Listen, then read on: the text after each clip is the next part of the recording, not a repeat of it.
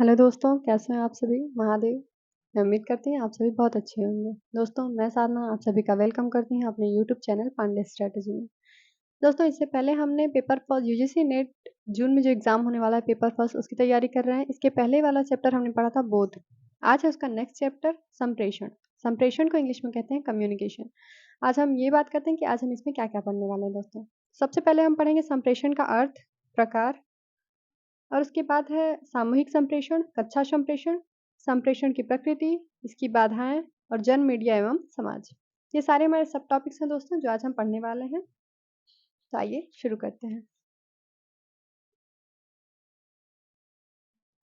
दोस्तों, संप्रेषण का अर्थ होता है कि किसी सूचना या संदेश को एक व्यक्ति से दूसरे व्यक्ति तक पहुंचाना। इसे ही हम संप्रेषण कहते हैं, जिसे हम कम्युनिकेशन कहते हैं। कम्युनिकेशन मतलब बातचीत। जो हम एक दूसरे से बातचीत करते हैं उसे ही हम कम्युनिकेशन कहते हैं। कम्युनिकेशन का हिंदी अर्थ होता है संप्रेषण। और दोस्तों, संप्रेषण के मुख्य उद्देश्य या कार्य कौन-कौन से हैं, ये हम जान लेते हैं। सबसे पहले सूचना स्वयं को अद्यतित रखने और निर्णय लेने के लिए सहायक होती है। शिक्षा और कक्षा अनुदेशन के लिए ये सहायक होती है। समूहों के सुचारू संचालन के लिए, प्रेरणा और मनोबल के लिए, नियंत्रण के लिए, सांस्कृतिक संवर्धन के लिए, सामाजिक एवं सांस्कृतिक एकता के लिए। ये है संप्रेषण के उद्देश्य एवं कार्य। अब हम देखेंगे दोस्तों संप्रेषण की प्रकृति। संप्रेषण की प्रकृति कितनी होती है, इसके बारे में जान लेते हैं। संप्रेषण की पहली प्रकृति होती है गतिशील। ये गतिशील होता है, मतलब अपने विचारों को हम आदान-प्रदान करते हैं, इसलिए ये संप्रेषण गतिशील माना जाता है। दूसरा है संप्रेषण के कौशल। संप्रेषण के मुख्यतः 4 अवयव होते हैं दोस्तों। श्रवण कौशल, वादक कौशल, लेखन कौशल और पठन कौशल। उसके बाद है सर्वव्यापक। ये हर जगह व्याप्त है। द्विमार्गीय संदेशवाहक। संप्रेषण प्रक्रिया सदैव एक निश्चित संदर्भ और संबंधित पहलू में घटित होती है। समरूपता और अनुरूपता। संप्रेषण सदैव एक संदर्भ में रहता है। ये है दोस्तों संप्रेषण की प्रकृति। अब आगे हम बात करते हैं संप्रेषण प्रणाली की। संप्रेषण प्रणाली के 3 तत्व होते हैं दोस्तों। विषय सामग्री, संचार की विधि और संचार की प्रक्रिया। विषय सामग्री में जैसे आदेश, निर्णय, सूचना, आंकड़े, जिसका संप्रेषण करना है वो है हमारी विषय सामग्री। दूसरा है संप्रेषण की विधि या तरीका, जैसे लिखकर। संप्रेषण हमें कैसे करना है, लिखकर, बोलकर या सुनकर या हाव भाव से, आचरण से कैसे करना है, ये होता है संप्रेषण की विधि या तरीका। तीसरा है संप्रेषण प्रक्रिया। इसमें संदेश के स्रोत से लेकर संदेश पहुंचने तक सभी आवश्यक अंग आते हैं, जैसे संवाददाता, संवाद माध्यम, संवाद प्राप्तकर्ता इत्यादि। तो ये दोस्तों ये 3 अवयव हैं जो संप्रेषण प्रणाली के हैं। इसके बाद आगे हम बात करते हैं संप्रेषण के मुख्य 3 रूप से 3 मॉडल होते हैं। वो 3 मॉडल कौन-कौन से हैं? रेखीय मॉडल, संवाद मूलक मॉडल और कार्य संपादन। ये 3 मॉडल होते हैं जिसका अध्ययन हम संप्रेषण में करते हैं।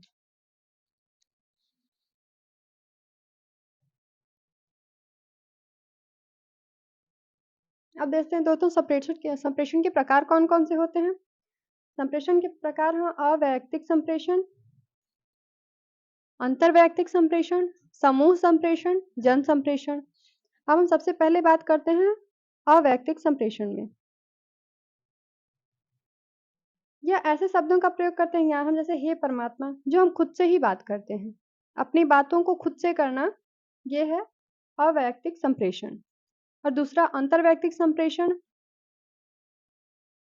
यह 2 व्यक्तियों के बीच में अपने विचारों और भावनाओं और सूचनाओं का आदान-प्रदान करना ही अंतरवैयक्तिक संप्रेषण के अंतर्गत आता है। तीसरा है समूह संप्रेषण। समूह संप्रेषण में दोस्तों एक ग्रुप में कई लोग रहते हैं, इसे हम समूह संप्रेषण कहते हैं। और चौथा है जन संप्रेषण। जन संप्रेषण में जन संप्रेषण में दोस्तों जैसे टेलीविजन, समाचार पत्र, रेडियो, सिनेमा, इंटरनेट, ये सभी जन संप्रेषण के माध्यम हैं। अब हम ये बात करते हैं कि चैनल के आधार पर संप्रेषण का वर्गीकरण कितने भागों में किया गया। तो चैनल के आधार पर संप्रेषण के 2 प्रकार होते हैं, शाब्दिक और मौखिक। या तो हम बोलकर करते हैं या तो लिखकर करते हैं। ये केवल 2 आधार हैं जो चैनल के आधार पर संप्रेषण का वर्गीकरण करते हैं।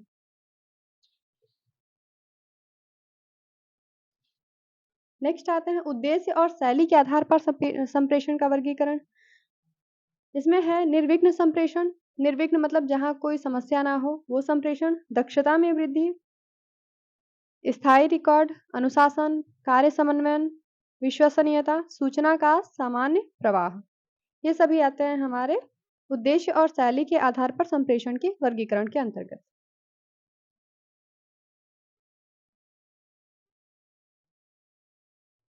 दोस्तों एक है कोल और चैन, ये नाम है। कोल और चैन मॉडल के अनुसार कक्षा शिक्षण मुख्य 5 चरण होते हैं। इसके कौन कौन से चरण होते हैं? संदेश का निरूपण, संदेश का संकेतीकरण या कूट लेखन जिसको हम कोड वर्ड कहते हैं, संदेश संचरण, कूटवाचन एवं व्याख्या, प्रतिपुष्टि एवं मूल्यांकन मतलब एवोल्यूशन। ये 5 कोल और चैन मॉडल हैं जो कक्षा शिक्षण के मुख्य चरण माने गए हैं।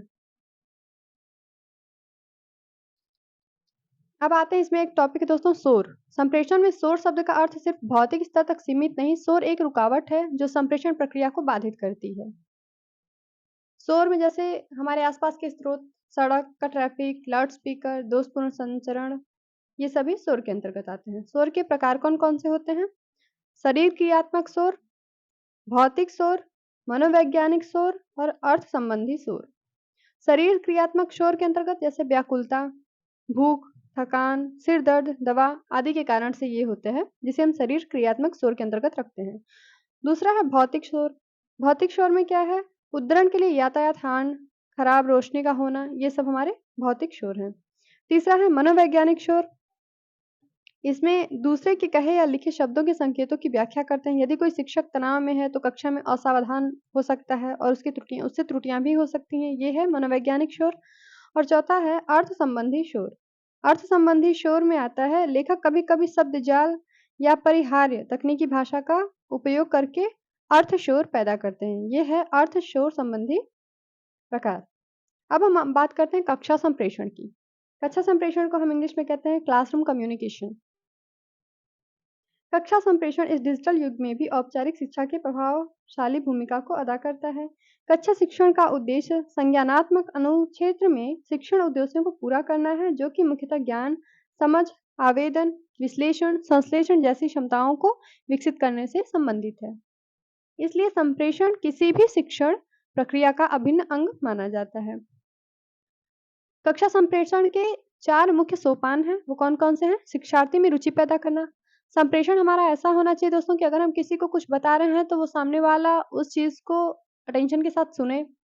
दूसरा है विषय वस्तु को संगठित करना। उस टॉपिक पे हमारे पास उस टॉपिक से रिलेटेड कितनी इंफॉर्मेशन है ये। और तीसरा है उद्देश्य के अनुरूप पुनरावलोकन। सामने वाले को जिस समस्या के प्रति उसे समाधान चाहिए हम वही चीजें बता रहे हैं या कुछ और चीजें बता रहे हैं, यह आता है हमारे उद्देश्य के अनुरूप पुनरावलोकन में। चौथा है प्रतिपुष्टि या फीडबैक। हमने कैसा काम किया इसके प्रति हमें जो प्रतिपुष्टि मिलती है, फीडबैक मिलता है, उसे हम प्रतिपुष्टि कहते हैं। संप्रेषण में आने वाली प्रमुख बाधाएं कौन कौन सी हैं?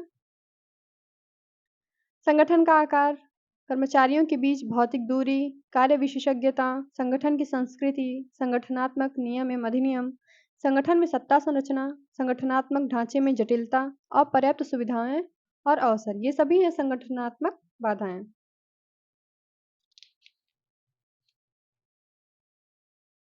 अब हम आते हैं अपने नेक्स्ट टॉपिक पे। यह है प्रभावी कक्षा संप्रेषण के सिद्धांत, principles of effective classroom communication.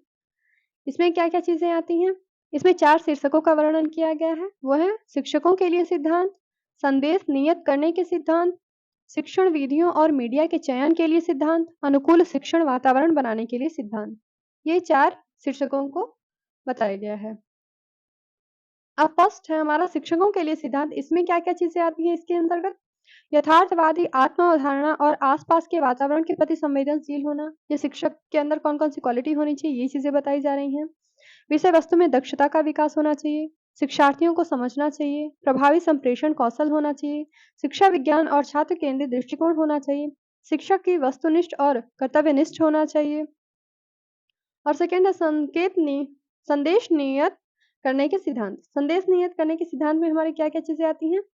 स्पष्ट और निर्दिष्ट उद्देश्य, क्लियर और स्पेसिफिक ऑब्जेक्टिव्स, उचित उपक्रम, प्रॉपर सीक्वेंस, उचित प्रतीक, राइट सिंबल्स, सुबोध भाषा का उपयोग, कॉम्प्रिहेंसिबल लैंग्वेज।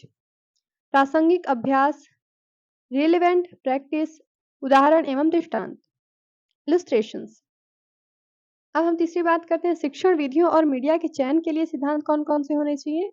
प्रासंगिक और उचित विधियों एवं मीडिया का चयन होना चाहिए, विविध विधियों एवं मीडिया का उपयोग करना चाहिए, अच्छी गुणवत्ता वाले मीडिया का उपयोग करना चाहिए, शिक्षण अधिगम में विभिन्न मीडिया का एकीकरण होना चाहिए। लास्ट टॉपिक है हमारा अनुकूल शिक्षण वातावरण बनाने के सिद्धांत। इसमें कक्षा के विद्यार्थियों की संख्या सीमित रखना, कक्षा में बैठने की उचित व्यवस्था, छात्रों के साथ सामरस्य और सामंजस्य स्थापित करना, प्रतिपुष्टि तंत्र की स्थापना, नवोन्मेष के लिए प्रेरित करना। नवोन्मेष का मतलब होता है दोस्तों विभिन्न पहलुओं पर, एक टॉपिक पर वो बच्चा कैसे किस तरीके से सोच सकता है, इसके विभिन्न पहलू हों, उसे हम कहते हैं नवोन्मेष। प्रबलन प्रदान करना, प्रबलन मतलब फीडबैक, जैसे उसकी प्रशंसा करना, उसे पुरस्कार देना, ये चीजें प्रबलन के अंतर्गत आती हैं। अब इसमें नेक्स्ट टॉपिक पे हम आते हैं दोस्तों, ये है पैराफ्रेजिंग। पैराफ्रेजिंग क्या है, यह एक कौशल है जो कि अच्छे श्रवण के लिए आवश्यक है, इसे हम पैराफ्रेजिंग कहते हैं। इसके लाभ क्या क्या हैं, इससे छात्रों के बारे में पता चलता है कि वे शिक्षक द्वारा कही गई बात को समझ रहे हैं या नहीं। यह गलतफहमी या मिथ्या बोध होने से रोकता है।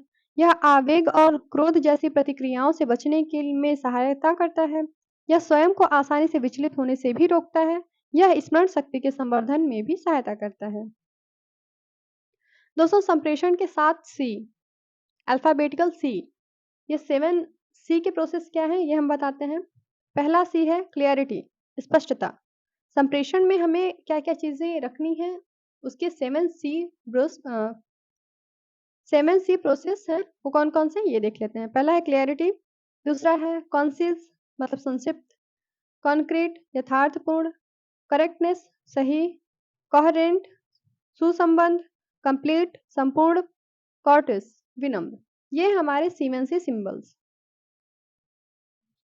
अब दोस्तों हम देखते हैं हमारा नेक्स्ट टॉपिक क्या है, जन मीडिया। यह हमारा आखिरी टॉपिक है दोस्तों, जन मीडिया। जन मीडिया में हम मीडिया के बारे में पढ़ेंगे। मीडिया मनोविज्ञान, संप्रेषण सिद्धांत, समाजशास्त्र, मीडिया प्रभाव, मीडिया संस्कृति जन मीडिया से ही संबंधित है। अब इसमें और क्या क्या चीजें आती हैं वो हम देख लेते हैं। जन मीडिया के अंतर्गत सिद्धांतों का कुछ कार्य आवश्यक है, तो कौन कौन से सिद्धांत हैं और कौन कौन से उनके कार्य हैं। सिद्धांत और कार्य हैं हाइपोडर्मिक या बुलेट थ्योरी। यह सिद्धांत बड़े पैमाने पर प्रचार के लिए उपयुक्त जन मीडिया के संवेग या संत्रास या डर को दर्शाता है। दूसरा है मनोवैज्ञानिक या व्यक्तिगत अंतर सिद्धांत। तीसरा है व्यक्तिगत प्रभाव सिद्धांत। चौथा है जनसंचार के समाजशास्त्रीय सिद्धांत और पांचवा है जनसंचार माध्यमों के नियामक सिद्धांत। ये है हमारे दोस्तों जनसंचार, जन मीडिया। और नेक्स्ट है हमारा जन मीडिया के कुछ महत्वपूर्ण सिद्धांत कौन कौन से हैं, यह लास्ट टॉपिक है दोस्तों।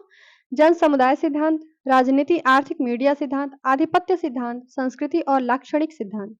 ये थे हमारे आज के टॉपिक संप्रेषण। आज का हमारा ये टॉपिक था संप्रेषण दोस्तों, जो इतना ही था। इसमें लास्ट टॉपिक ही था हमारा जन संचार मीडिया का। आज की वीडियो में बस इतना ही दोस्तों। आज की वीडियो आपको कैसी लगी हमें कमेंट करके जरूर बताइएगा। धन्यवाद। महादेव।